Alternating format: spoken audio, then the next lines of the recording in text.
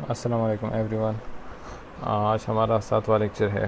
Course हमारा है power electronics का, और जो टॉपिक हम कवर करेंगे वो हम कंट्रोल रेक्टिफायर से रिलेटेड कुछ एग्जांपल हैं उनको हम इसमें से कवर करेंगे। लास्ट टाइम हमने कंट्रोल रेक्टिफायर स्टार्ट आउट की थी। रेक्टिफायर हमारे पास 2 टाइप्स के होते हैं। एक हमारे पास अनकंट्रोल रेक्टिफायर्स होते हैं और दूसरे हमारे पास कंट्रोल रेक्टिफायर्स होते हैं। अनकंट्रोल रेक्टिफायर हमारे पास वो रेक्टिफायर्स होते हैं जो जिसमें हमारे पास डायोड्स लगी होती है। सो डायोड हमारे पास कोई कंट्रोलिंग फंक्शन परफॉर्म नहीं करती, इसलिए हमारे पास उसकी जो आउटपुट होती है वो हमारे पास अनकंट्रोल होती है। उसके बाद हमने कंट्रोल रेक्टिफायर स्टार्ट आउट की। कंट्रोल रेक्टिफायर हमारे पास वो रेक्टिफायर्स हैं जिसमें हमारे पास थायरिस्टर लगे होते हैं और उसकी जो आउटपुट हमारे पास होती है वो हमारे पास कंट्रोल होती है। अब कंट्रोल रेक्टिफायर में हमारे पास डिफरेंट टाइप्स थे। हमारे पास हाफ वेव रेक्टिफायर थी विद रेजिस्टिव लोड, फिर विद इंडक्टिव लोड, फिर विद कम्यूटेटिंग डायोड, फिर ब्रिज रेक्टिफायर हमारे पास होगी, फिर फुली कंट्रोल रेक्टिफायर हमारे पास होगी, सेमी कंट्रोल रेक्टिफायर हमारे पास होगी। सो ये डिफरेंट 6-7 टाइप्स के रेक्टिफायर्स हमने स्टडी आउट की थी। सो आज उनके बेस पे कुछ एग्जांपल सॉल्व करते हैं ताकि उसकी डिफरेंट कैलकुलेशंस का हमें कि किस तरह वो कैलकुलेशन वगैरह होती हैं, किस तरह उसमें से करंट वोल्टेज कैलकुलेट करते हैं, वो उसकी कैलकुलेशन के मेथड्स हमें पता चल जाए। सो आज के हमारा ऑब्जेक्टिव में हम डिफरेंट एग्जांपल सॉल्व करेंगे कंट्रोल रेक्टिफायर्स पर। ये हमारे पास है हाफ वेव कंट्रोल रेक्टिफायर। ये सर्किट हमने ऑलरेडी प्रीवियस में पढ़ी थी, लेकिन इसकी हमारे पास जो आउटपुट होती थी वो हमारे पास जहाँ पर हम फायरिंग पल्स प्रोवाइड करते थे तो आउटपुट हमारे पास वहाँ से स्टार्ट होती थी। फॉर एग्ज़ाम्पल हमने फायरिंग पल्स अल्फ़ा पे प्रोवाइड की है तो हमारे पास जो आउटपुट है वो भी हमारे पास क्या होगा, हमारे पास अल्फ़ा से स्टार्ट होगा। सो हमारे पास जो आउटपुट होगा वो हमारे पास अल्फ़ा से लेके पाई तक होगा। बिकॉज ये हाफ वेव रेक्टिफायर है, सो पॉजिटिव पल्स होगा, नेगेटिव पल्स हमारे पास वो ब्लॉक होगा। अब अगर हम क्या कर ले, हम अगर अपने आउटपुट वेव फॉर्म की जो एवरेज वैल्यू है अगर वो हम कैलकुलेट कर ले तो हमारे पास इसकी एवरेज वैल्यू वो हमारे पास आती है V not is equal to V maximum 1 plus cos alpha divide by 2 pi. जबकि कॉस अल्फ़ा हमारे पास अल्फ़ा वो लोकेशन हमारे पास प्रोवाइड करती है या वो हमें बताती है कि किस टाइम पर हमने फायरिंग पल्स दी है। सो उस टाइम पर जो फायरिंग पल्स जिस टाइम पर हमने दी है वो हमारे पास अल्फ़ा होगा। सो अल्फ़ा की चेंज करने से हमारे पास जो एवरेज वैल्यू है वो हमारे पास चेंज होती जाती है। सो फॉर एग्ज़ाम्पल हमारे पास एक एग्ज़ाम्पल है जिसमें हमारे पास हाफ वेव रेक्टिफायर है और इसको 120 वोल्ट सप्लाई मिलती है। अगर हमारे पास लोड रेजिस्टेंस 10 ओम है तो हमने क्या करना है, लोड वोल्टेज एंड पावर जो है ये कैलकुलेट करनी है लोड के लिए। अगर हमारे पास क्या है, firing angles alpha, for example first firing pulse 0 पर मिलती है, फिर 45 डिग्री पर मिलती है, फिर 90 डिग्री पर मिलती है, फिर 135 डिग्री पर मिलती है और लास्ट में से 180 डिग्री पर फायरिंग पल्स मिलती है। सो ये तमाम के एंगल के चेंज करने से अब हमारे पास आउटपुट लोड पर क्या इफ़ेक्ट पड़ती है वो भी हमें यहाँ पर पता चल जाएगा। सो फर्स्ट ऑफ़ ऑल हमें पता है कि हमारे पास एवरेज वैल्यू किस चीज़ के बराबर है, वो हमारे पास बराबर है V maximum 1 plus cos alpha divide by 2 पाई। अब हमारे पास वी मैक्सिमम किस चीज़ के बराबर है, हमें तो सोर्स वोल्टेज मेंशन है या गिवन है जो हमारे पास 120 वोल्ट्स की है। सो वी मैक्सिमम वोल्टेज को मालूम करने के लिए हमारे पास फार्मूला है √2 multiply by V S. So source voltage हमारे पास 120 वोल्ट्स है, √2 हमारे पास 1.4 के बराबर है, इससे हमारे पास 170 वोल्ट्स आते हैं। सो हमारे पास जो वी मैक्सिमम वैल्यू है वो हमारे पास 170 वोल्ट्स है। अब एवरेज वैल्यू के कैलकुलेट करने का जो वोल्टेज का फार्मूला है वो हमारे पास V m 1 plus cos alpha divide by 2 pi. V m हमारे पास 170 के बराबर है, अल्फ़ा हमें गिवन है कि डिफरेंट पॉइंट्स है तो उस पर कैलकुलेट करना है। सो फर्स्ट हम जब अल्फ़ा 0 पुट करते हैं तो हमारे पास क्या है, हमारे पास जो average value of the voltage है वो हमारे पास 54 वोल्ट्स आती है। फिर हमें क्वेश्चन में गिवन है कि पावर भी कैलकुलेट कर ले। सो पावर हमारे पास बराबर होगा voltage square divide by resistance. So voltage average voltage square divide by resistance. So 54 हमने कैलकुलेट कर लिया, रेजिस्टेंस की वैल्यू हमारे पास 10 है। वैल्यूज पुट करने से हमारे पास पावर जो आती है वो 293 वाट आती है। फिर हमारे पास जब एंगल चेंज होती है, जब हमारे पास फायरिंग पल्स जो है वो 45 डिग्री पर हो जाती है तो हमारे पास जो average value of the load है वो हमारे पास कैलकुलेट हो जाती है 46.2 वोल्ट्स और हमारे पास जो पावर है वो हमारे पास 213 वाट्स पे आ जाती है। Again in the next step हम अल्फ़ा को फायरिंग पल्स को जब 90 डिग्री पर ले जाते हैं तो हमारे पास average value of the voltage जो है वो हमारे पास और भी कम हो जाती है और वो आ जाती है 27.1 वोल्ट्स पे, और जो एवरेज पावर है वो भी हमारे पास लोड पावर वो हमारे पास 73.2 वाट पे आ जाती है। नेक्स्ट हमें गिवन था कि 135 डिग्री पे कैलकुलेट कर ले एवरेज वोल्टेज को। सो 135 डिग्री पे हमारे पास जो एवरेज वोल्टेज आती है वो हमारे पास 7.92 वोल्ट्स आती है, और इसी पॉइंट पे हमारे पास जो पावर आती है वो हमारे पास 6.3 वाट आती है। और जब हम फायरिंग पल्स को जब हमारे पास अल्फ़ा जो है 180 डिग्री पे चले जाए तो हमारे पास जो average value of the load है वो हमारे पास ज़ीरो हो जाती है, और हमारे पास जो एवरेज पावर है लोड पावर वो भी हमारे पास 0 वाट आ जाती है। सो हमारे पास जो मैक्सिमम पावर है वो हमारे पास आती है 8 एंगल 0, और हमारे पास जो मिनिमम पावर है वो 8 angle alpha is equal to 180 degree पर हमारे पास वो आ जाती है। सो लोड के फायरिंग पल्स के चेंज करने से हमारे पास एवरेज पावर भी हमारे पास लोड पावर भी चेंज होती है और एवरेज लोड भी चेंज होती है। जितना फायरिंग पल्स ज़्यादा होगा उतना हमारे पास average value of the voltage भी कम होगी, उतना हमारे पास उसकी पावर भी कम होगी। सो ये हमारे पास था हाफ वेव रेक्टिफायर के फायरिंग पल्स के लोकेशन से चेंज करने से हमारे पास लोड पर क्या इफ़ेक्ट पड़ता है। अच्छा, नेक्स्ट एक एग्ज़ाम्पल है, यही है कि हमारे पास हाफ वेव कंट्रोल रेक्टिफायर है और वो कनेक्टेड है 150 वोल्ट 60 हर्ट्ज सप्लाई के साथ। हमारे पास जो लोड रेजिस्टेंस है वो 10 ओम्स है और हमारे पास जो फायरिंग एंगल है वो 30 डिग्री है। सो हमें क्या कैलकुलेट करनी है, हमें maximum load current, average load voltage, average load current, RMS load current, power supply to the load, conduction angle, the ripple frequency and the power factor. So ये 8 चीज़ें हमें कैलकुलेट करनी है। सो फर्स्ट ऑफ ऑल हमारे पास हम पहले we maximum को calculate करते हैं। हमारे पास जो वी मैक्सिमम है वो हमारे पास बराबर होगी √2 into the source voltage. Source voltage हमारे पास 150 है, सो इससे हमारे पास 212 वोल्ट्स आ जाती है। हमारे पास जो लोड करंट है हमारे पास IM वो हमारे पास बराबर होगा maximum load current divide equal to V maximum divide by the resistor. So maximum हमारे पास करंट जो वोल्टेज है वो हमारे पास 212 है डिवाइड बाय 10, तो इससे हमारे पास 21.2 एम्पेयर आती है। फिर हम average load voltage, average load का ऑलरेडी हमें फार्मूला पता है कि वो हमारे पास V maximum 1 plus cos alpha divide by 2 pi. Alpha हमें गिवन है कि इन द क्वेश्चन वो 30 डिग्री है, वी मैक्सिमम भी हमें गिवन है, तो इससे हमारे पास जो लोड एवरेज वोल्टेज है वो हमारे पास 63 वोल्ट्स कैलकुलेट हो जाती है।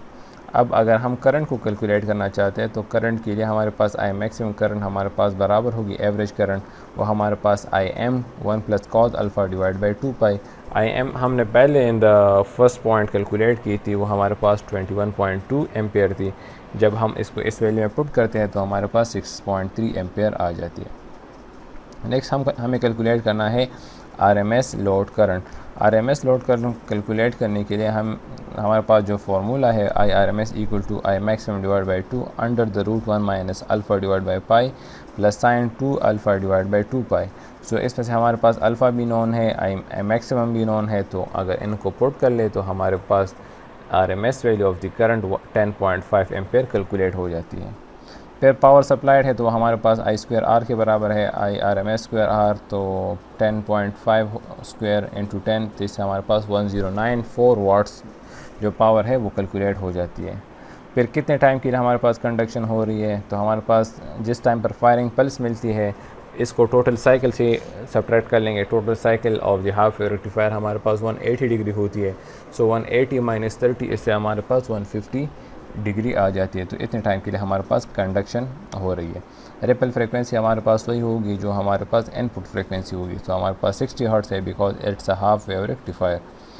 और लास्ट में से हमें कैलकुलेट करना था पावर फैक्टर। सो उसके लिए हमारे पास एक पावर हमने कैलकुलेट की थी, वो हमारे पास 1094 वाट आ रही थी, और दूसरे हमारे पास ये एक RMS पावर थी हमारे पास, और एक हमारे पास एक्टिव पावर होती है, एक हमारे पास रिएक्टिव पावर होती है। सो दूसरी पावर जो S है उसको हम कैलकुलेट करते हैं, वो हमारे पास भी S बराबर होती है IRMS² के। सो हमारे पास सोर्स मल्टीप्लाई बाई 10.5, इससे हमारे पास 1575 वोल्ट्स एम्पेयर आ जाती हैं। सो ये हमारे पास क्या है, ये हमारे पास अपेरेंट पावर है, और हमारे पास जो एक्टिव पावर है वो हमारे पास 1094 वाट के बराबर है। सो पावर फैक्टर हमारे पास P divide by S, P की वैल्यू हमने कैलकुलेट की थी, S की वैल्यू हमारे पास कैलकुलेट हो गई। सो इससे हमारे पास जो पावर है 0.69 वाट्स आ जाती है। अच्छा, नेक्स्ट हमारे पास एक और एग्जांपल है जिसमें से हमें हाफ वेव रेक्टिफायर जो कनेक्टेड है विद 120 वोल्ट्स सोर्स, और हमने कैलकुलेट करनी है फायरिंग एंगल कि अगर हम डिलीवर करना चाहते हैं 150 वाट पावर कितने लोड को, एक 10 ohms के लोड को। सो हमारे पास फार्मूला गिवन है, वी एवरेज हमारे पास बराबर है V maximum 1 plus cos alpha divide by 2 पाई। हमने एक्चुअली कैलकुलेट करना है अल्फ़ा।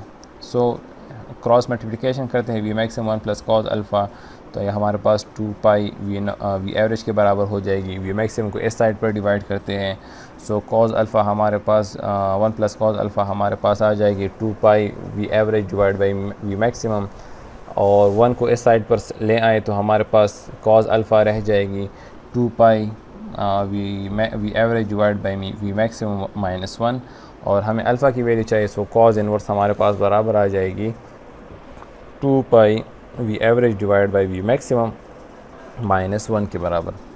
अब हमें सोर्स वोल्टेज गिवन है, इसको फर्स्ट हमने वी मैक्सिमम वोल्टेज कैलकुलेट करनी है। सो वी मैक्सिमम हमारे पास बराबर हो जाएगी √2 multiply by the source voltage, इससे हमारे पास 170 वोल्ट्स आ जाएंगे। सो इससे हमारे पास 170 वोल्ट्स आ जाएंगे। अब हमारे पास कैलकुलेट होगी वी मैक्सिमम कैलकुलेट होगी इन दिस फार्मूला। सो इस फार्मूले में हमारे पास वी मैक्सिमम कैलकुलेट हो गई, लेकिन हमारे पास एवरेज पावर वो कैलकुलेट नहीं है। लेकिन हमें एक पावर गिवन है जो हमारे पास है 150 वाट्स की, ये हमारे पास गिवन है। सो एवरेज पावर हमारे पास बराबर होगी average voltage divide by the resistor. So it mean कि हमने इससे एवरेज रेजिस्टेंस की एवरेज वोल्टेज की वैल्यू कैलकुलेट करनी है। सो एवरेज वोल्टेज हमारे पास बराबर हो जाएगी power average multiply by the resistance. अब एवरेज पावर हमें गिवन है 150, रेजिस्टेंस हमें गिवन है 10, इससे हमारे पास 1500 आ जाएगा। सो दोनों साइड पर अंडर रूट ले ले तो उससे हमारे पास एवरेज पावर की वैल्यू 38.7 वोल्ट्स आ जाएगी। सो एवरेज वोल्टेज हमारे पास 38.7 वोल्ट्स आ गई। अब फार्मूले में से एवरेज वोल्टेज की भी वैल्यू पुट कर लेते हैं और वी मैक्सिमम की वैल्यू भी पुट कर लेते हैं। सो हमारे पास जो अल्फ़ा की वैल्यू है वो 64.5 डिग्री कैलकुलेट हो जाती है। सो ये हमारे पास वो फायरिंग एंगल है जिस पर हमें ये पावर जो है वो मिलती है। 150 वाट पावर हमारे पास एट द लोड साइड हमें मिलती है। अच्छा, नेक्स्ट हमारे पास फिर हमने कंट्रोल रेक्टिफायर स्टडी की थी with resistive load and inductive load. So जब हमारे पास लोड रेजिस्टिव और इंडक्टिव हो जाए तो हमारे पास फिर इन द रेजिस्टिव लोड हमारे पास जो फार्मूला था वो हमारे पास V maximum 1 plus cos alpha divide by 2 pi के बराबर था एवरेज वोल्टेज के लिए। लेकिन यहाँ पर हमारे पास एक और एंगल आ जाती है जिसको हम बीटा कहते हैं। अब हमारे पास जो वोल्टेज है वो अल्फ़ा से लेकर बीटा तक होगी। सो हमारे पास जो एवरेज वोल्टेज है वो हमारे पास V maximum cos alpha minus cos beta divide by 2 pi के बराबर आ जाती है। So for inductive load of half wave rectifier control rectifier circuit हमारे पास इसकी जो एवरेज वोल्टेज है वो V maximum 1 minus cos alpha minus cos beta divide by 2 pi. So ये हमारे पास इसकी एवरेज वोल्टेज की वैल्यू यहाँ से कैलकुलेट हो जाती है। सो इसमें से हमें फिर गिवन होता है कि फायरिंग पल्स कौन सा है, किस टाइम पर हमारे पास जो है फॉर्म है वो ख़त्म होती है। जब इन वैल्यूज़ हमारे पास आइडेंटिफाई हो जाए तो हम इसकी जो एवरेज वैल्यू है वो कैलकुलेट कर सकते हैं। अच्छा, नेक्स्ट हमारे पास ब्रिज रेक्टिफायर सर्किट थी जिसमें हमारे पास 4 थायरिस्टर लगे होते थे। सो उसकी हमारे पास जो एवरेज वोल्टेज थी वो हमारे पास पाई अल्फ़ा से लेके पाई तक होती थी। तो हमारे पास इसकी एवरेज वोल्टेज की वैल्यू वी मैक्सिमम हमारे पास बराबर है 1 plus cos alpha divide by pi के बराबर है। सो यहाँ से हमारे पास इसकी एवरेज वोल्टेज की वैल्यू कैलकुलेट होती है। ये वो केस है जब हमारे पास लोड सिर्फ इंडक्टिव हो। सो एग्जांपल हमारे पास है कि हमारे पास एक ब्रिज रेक्टिफायर हमें गिवन है जिसको वोल्टेज हमारे पास 150 वोल्ट्स वोल्टेज है सोर्स, लोड रेजिस्टेंस हमारे पास 10 ओम है, फायरिंग एंगल हमारे पास 30 डिग्री है, और हमें कैलकुलेट क्या करना है average load voltage, average load current, maximum load current, RMS load current, power supply, ripple frequency and power factor. So पहले हम वी मैक्सिमम वोल्टेज को कैलकुलेट करते हैं, वो हमारे पास सोर्स वोल्टेज मल्टीप्लाई बाय √2 के बराबर है। इससे हमारे पास 212 वोल्ट्स आ जाती है। फिर एवरेज वोल्टेज हमारे पास V maximum 1 + cos alpha divide by pi के बराबर है। वी मैक्सिमम की वैल्यू भी नोन है, अल्फ़ा हमें 30 डिग्री गिवन है, इससे हमारे पास 126 वोल्ट्स आ जाती है। फिर एवरेज करंट हमारे पास V maximum divide 1 + cos alpha divide by R pi, या I maximum divide by pi भी कर सकते हैं, लेकिन उसके लिए हमें फिर आई मैक्सिमम की वैल्यू कैलकुलेट करनी होगी फर्स्ट। सो उस फार्मूले के थ्रू हम इसमें से कर सकते हैं। सो आर की वैल्यू भी नोन है, वी मैक्सिमम की वैल्यू भी नोन है, तो हमारे पास 12.6 एम्पेयर आ जाती है। फिर मैक्सिमम करंट है, सो आई मैक्सिमम हमारे पास बराबर होगा V maximum divide by R के। वी मैक्सिमम हमारे पास 212 है और आर हमारे पास 10 ohms के बराबर है, तो इससे हमारे पास 21.2 एम्पेयर आ जाती है। फिर आर एम एस है आई आर एम एस, तो वो हमारे पास I maximum divide by √2 into under the root 1 minus alpha divide by pi plus sine 2 alpha divide by 2 pi के बराबर है। सो अल्फ़ा भी की वैल्यू भी गिवन है, आई मैक्सिमम की वैल्यू भी गिवन है, यहाँ से हमारे पास आ जाती है 14.8 एम्पेयर की वैल्यू। सो ये हमारे पास load R M S current है। फिर पावर है, तो पावर हमारे पास I R M S square into R, I R M S 14.8 square, R की वैल्यू 10 है, तो यहाँ से हमारे पास 2182 वाट्स की पावर हमारे पास आ जाती है। फिर फ्रिक्वेंसी, तो इसमें हमारे पास ब्रिज रेक्टिफायर की फ्रिक्वेंसी डबल होती है। सो 2 × बाय 60 हर्ट्ज़ 120 हर्ट्ज़ इसकी फ्रिक्वेंसी हो जाएगी। फिर पावर फैक्टर है, तो उसके लिए हमें फर्स्ट एपरेंट पावर, सो वो हमारे पास source voltage I R M S को मल्टीप्लाई करने से हमारे पास 2220 वोल्ट्स एम्पेयर एपरेंट पावर आ जाती है। इसको हम जो है एक्टिव पावर को एपरेंट पावर पर डिवाइड कर लेते हैं, तो हमारे पास जो पावर फैक्टर है वो हमारे पास 0.98 कैलकुलेट हो जाती है। सो ये हमारे पास इस सर्किट की पावर फैक्टर है। अच्छा, जब हमारे पास लोड रेजिस्टिव और इंडक्टिव हो जाए, ब्रिज रेक्टिफायर हो लेकिन लोड हमारे पास रेजिस्टिव और इंडक्टिव हो जाए, तो हमारे पास फिर एक और एंगल आ जाती है बीटा। सो उसके लिए हमारे पास जो एवरेज वोल्टेज की वैल्यू है वो हमारे पास V maximum divide by pi into cos alpha minus cos beta. Alpha हमारे पास फायरिंग पल्स होगा, बीटा जहाँ पर हमारे पास नेगेटिव वेव फॉर्म एंड करती है। सो ये हमें नोन होते हैं। इसके बाद हमारे पास जो एवरेज वोल्टेज है वो कैलकुलेट हो जाती है। अच्छा, सो इस पर एक एग्जांपल करते हैं जिससे हमें और क्लियर हो जाएगा कि किस तरह हम इसकी जो वैल्यूज़ है वो कैलकुलेट कर सकते हैं। हमारे पास एक ब्रिज रेक्टिफायर है जिसकी लोड इंडक्टिव है और 230 वोल्ट सोर्स के साथ कनेक्टेड है।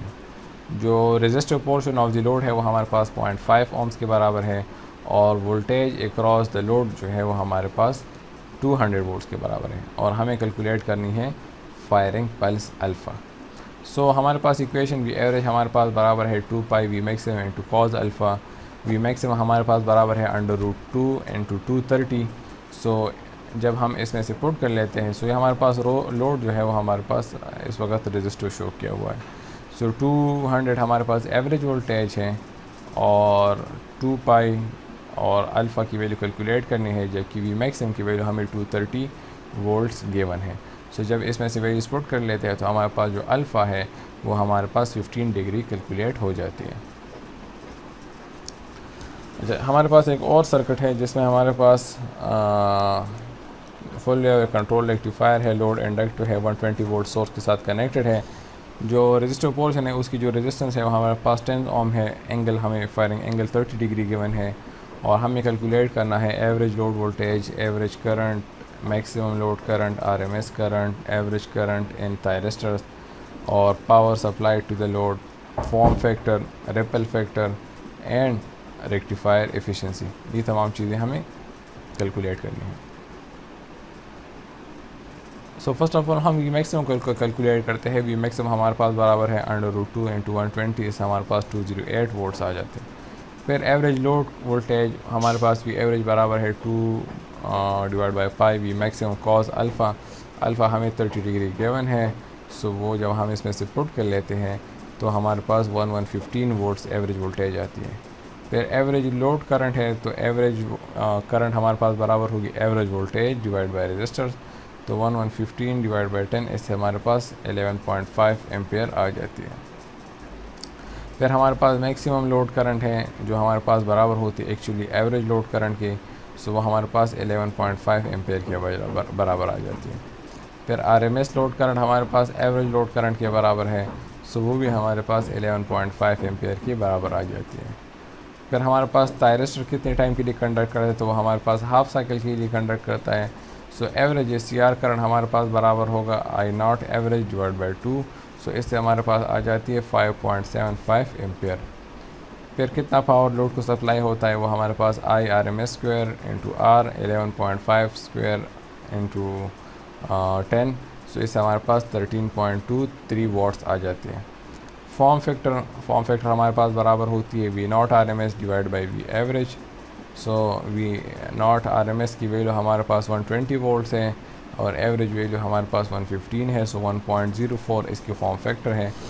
रिपल फैक्टर हमारे पास फॉर्म फैक्टर स्क्वायर -1 के बराबर होती है, सो इससे हमारे पास 0.3 आती है।